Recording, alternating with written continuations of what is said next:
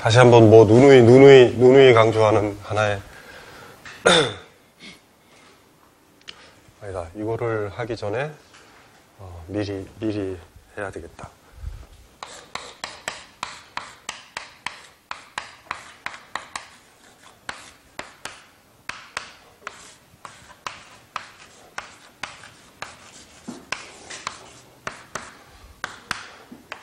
소비자인데요.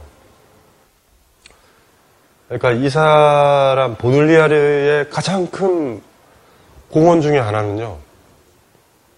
이렇게 얘기해도 될 거예요. 자본주의가 가진 그 근본적인 이미지 중에 하나는 뭔가 막 새로운 제품을 만들고 문명을 키우고 이런 이미지인데, 그리고 소비는 그 점에 있어서는 너무나 창조적이지 않은, 무슨 소리인지 알죠? 그러니까 마치 이전에 다뤘을 때는 어떻게 다뤄졌냐면요. 문명을 막 발전시키는 이미지 있잖아. 새로운 제품이 나오고 막 좋아지고 이런 이미지였어요. 그래서 우리 전통적으로 나온 거 있잖아요. 막 청교도적 정신, 아껴 쓰고. 소비는 미덕이 아니죠. 소비는 게으름, 타락, 악마적 징후. 이게 사실 그 베버의 그 유명한 책 그 뭐예요? 프로테스탄티즘의 윤리와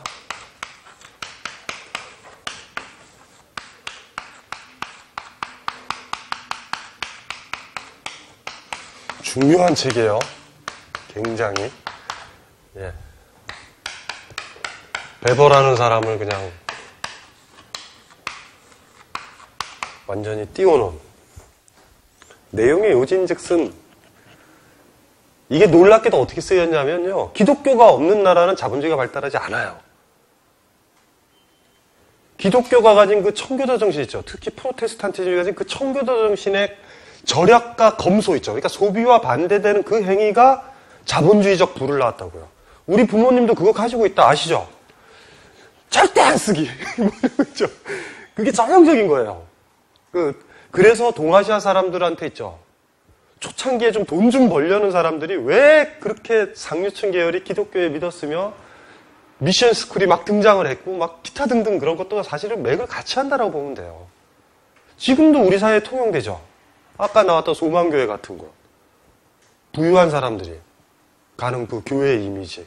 우리나라는 교회가 두 종류가 있어요.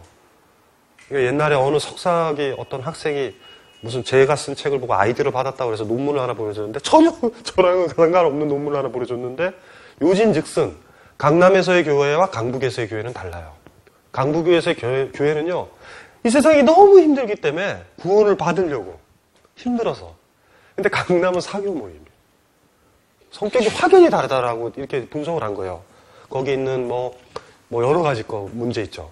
그러니까 강남 쪽 교회가 커진 이유는 우리의 사교 모임 장소가 후지면 안 되잖아요.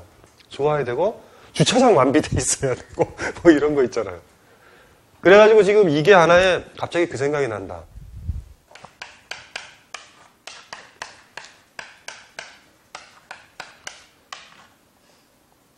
뭐 이런 비슷한 제목이 있어요.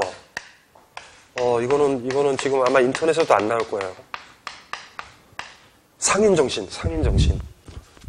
유교와 상인정신인가? 뭐, 이렇게 나오는.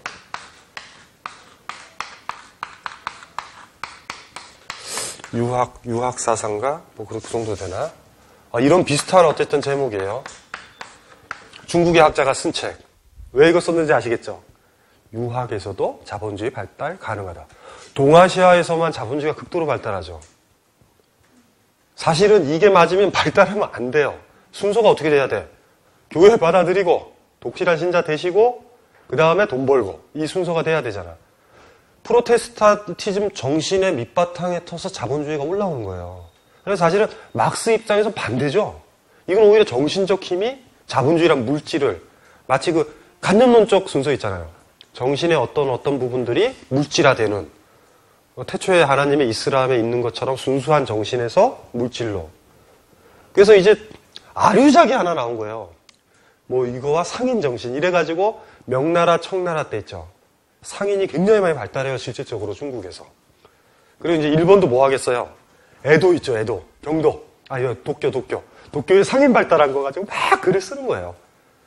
그래서 일단 아이디어를 얻은 거죠. 유교 국가에만 자본주의가 왜 발달했을까? 유교가 가지는 건면성, 욕망의 절제, 기타 등등이 가능했다라는 쓸데없는 책을 쓴 거예요, 사실은. 이게 맞느냐? 이건 다른 문제예요. 왜냐하면은 이것이 유지되다가 이건 다 헛소리다, 이게 자본주의 전 단계에 불과하다라고 쓴 책이 소비사회예요.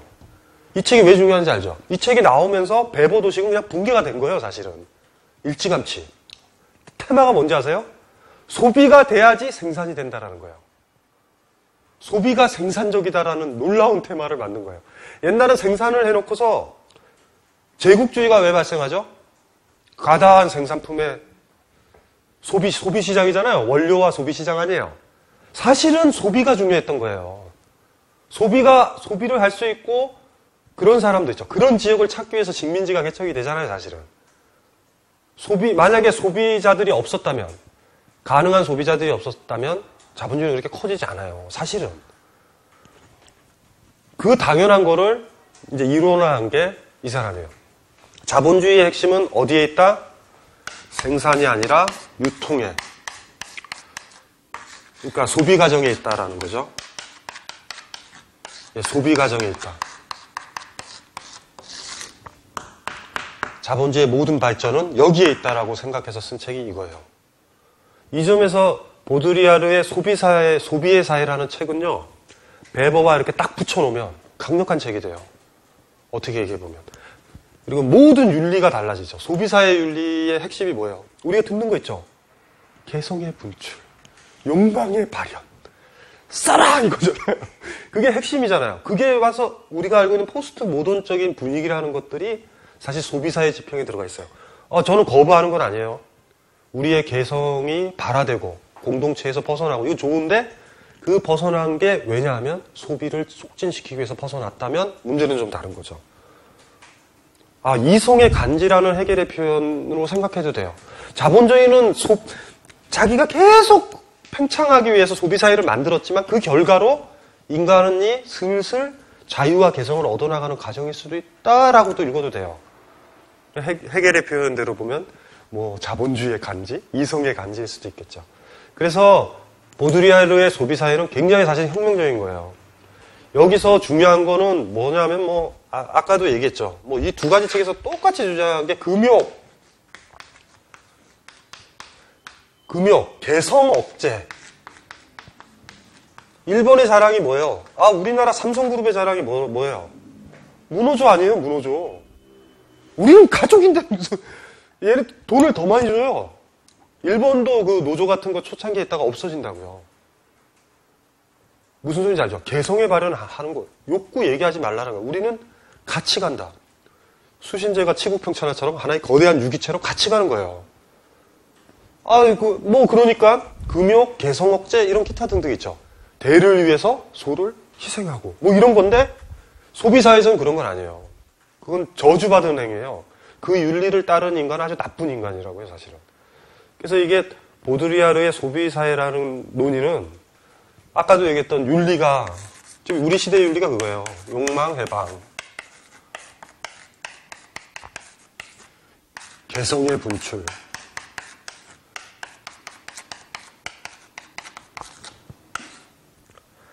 옷 만드는 업체 입장에서 교복은 어때요? 교복이라는 건 굉장히 매력 없는 거예요. 왜냐면 한 두 벌로 견디거든? 그런데 이 개성을 분출하고 아이들의 그 활기발랄한 그런 걸 왜 가리냐. 자유를 주자라고 했었을 때 한편으로 들으면 우리 아이의 예쁜 모습을 그렇게 피워야 된다라고 생각하지만 한편으로는 팔아야 되거든요. 그래서 이제 못 팔게 했잖아요. 그게 너무나 과도하다라고 해서 사실 교복 입힌 이유는 공교육의 이념을 상징하는 거예요. 너희가 집이 어떻든지 간에. 근데 사실 그것도 훼손이 되죠. 비싼 교복이 있어요. 싼 교복이 있고 거기서도 나오고 CF도 나오잖아요. 다리가 길어 보이는 교복 이런 게 나오잖아요. 어쨌든 치고 들어오는 오는데 중요한 게 소비사회의 이념은 이거예요. 이 두 가지. 이게 우리한테는 윤리고 덕목이다라고 보는 거예요. 그래서 일단은 보드리아르가 얘기했었던 거에 가장 큰 어쨌든 사상사적 지도는 베버의 책 있죠. 요 책.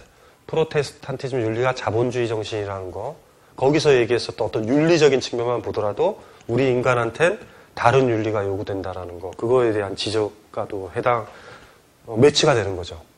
그래서 이게 좁게 보면 에이씨 보드리아르 뭐 재밌는 얘기했네 이렇게 보지 마세요. 큰 지평에서 보면 베버라는 그 막강한, 네? 거의 독일 사회학에서는 막스와 쌍벽을 이루는 그 사람에 대한 강력한 사실은 의식은 안 했지만 보드리아르가 그걸 의식한 것 같지는 않아요. 내 자리가 베버와 싸우고 있구나. 왜냐하면 책을 읽어보면 실질적으로 누구랑 싸우냐면 막스랑 주로 싸워요. 막스가 일정 부분 옳은데 뭔가 네가 잘못 본 거 있는 거 아닌가? 소비가 과연 낭비적인 걸까? 왜냐하면 막 노동자들 보면 막 검소하고 서로 연대하고 막 이런 그림이잖아요. 막 그런 그림들. 어쨌든지 간에 그 보드리아르 글들을 읽어보면은 그래서 막스에 대한 많은 공격들이 있어요. 막스가 생산 중심주의자다. 소비의 진정한 걸 몰랐다. 뭐 이런 식으로 비판하는. 우리가 다음 주에 보드리아르가 어떻게 하면 소비 사회를 넘어갈까라는 대안에서 그 부분은 조금 얘기가 될 거니까 그때 가서 살펴보고 요 정도 자리를 일단은 해두면 되고 이게 옛날에 읽어봤는데요. 정확하게 제목이 뭐 이런 제목 비슷해요. 제가 저 책을 딱 구해서 사서 저 제목을 보는 순간 웃음이 퍽 나왔어요. 지랄을 하는구나. 그렇게 자본주의를 정당화하고 싶어서 막 거의 날조에 가까운. 이거 동아시아 지식인들이 굉장히 많이 했어요. 우리나라 사람들이 실학 강조하는 이유가 뭔 것 같아요? 자본주의 정신 찾으려는 거예요. 열심히 공부를 많이 가르치는 그런 교육열 때문에 자본주의가 더 빨리 경제가 성장하고. 그게 유교적이다라고 부르면은. 네. 그래서 사실은 그런 얘기뿐만 아니라 실학 얘기도 사실 그래요. 그러니까 뭐라고 얘기해야 되냐면 서구에 대한 컴플렉스죠. 우리도 있었어 뭐 이렇게 들어와야 되잖아요. 특히나 우리나라 같은 경우 일본이 우리나라를 지배했을 때 명분이 뭔지 알죠? 우리를 개화시킨다라는 거예요.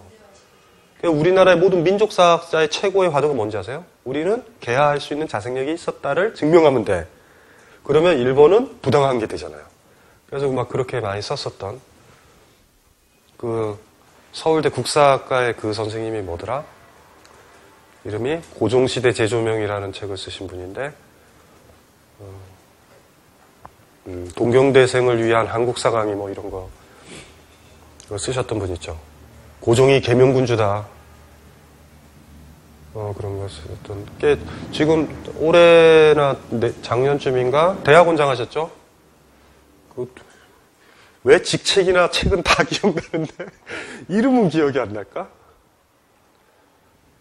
그 열정적인 분 있잖아요. 그 일제가 있었던 모두 계획들이 그 고종 황제가 그 황제로 등극했던 2년 사이에 했었던 프로그램을 그대로 카피해요. 그분의 연구에 따르면. 그리고 고종 황제가 황제로 등극했던 이유가 뭔지 아세요? 일본이 있는데 그 당시에 일본이 대만을 정복하고 있어서요. 군대를 동원을 못하는 걸 알아서 빨리 말뚝박고 빨리 계몽하고 뭐 이러면 2년이나 짧은 기간인 거예요. 고종한테는. 시간이 없는 거야. 그래서 모든 데서 서구와 이렇게 교유하고 대사관 만들고 막 이래서 하면 내가 너희들을 가르쳐 주겠어. 내가 너희들을 근대화 시키겠어라는 게 못 들어오잖아요. 그러니까 조금 이따 쉬는 시간에 찾아드릴게요. 거의 그분 혼자서 고군분투하죠. 그러니까 우리 얼마 전에 그 세교과서 나왔었던 사람들 있죠. 그 있잖아요. 뉴라이트에서. 예. 그 양반들의 반대에 있죠. 정확하게. 혼자서 고군분투하세요. 근데 너무 지나치게 고종을 미화하는 거 아니냐. 뭐 이런 식으로 얘기를 좀 많이는 하는데 어쨌든 그분도 마찬가지인 거죠, 이제. 그냥 우리는 좀 복잡하잖아요. 일본처럼 그냥 근대화의 계기가 우리 자체에 있었다, 유교 정신이다, 이런 얘기 하기보다 우리 일본의 침략 때문에 더 이제 시급한 그런 것들이 있었던 것 같아요. 옛날에도 얘기했잖아요. 역사라는 건 어떤 기억을 우리가 공유할까라는 문제고, 그걸 어떻게 기억하느냐에 따라 우리의 미래는 달라져요. 중요한 작업이죠. 어쩌면 그래서 역사라는 거 하나의 거대한 세계관이라 그러나? 거대한 픽션이라 그러나? 물론 그 픽션의 소재들은 사실이지만. 그래서 어떻게 하면 바람직한 방향으로? 은밀하게는요. 겉으로는 그런 얘기하면 안 돼요. 사실이라고 얘기를 하고.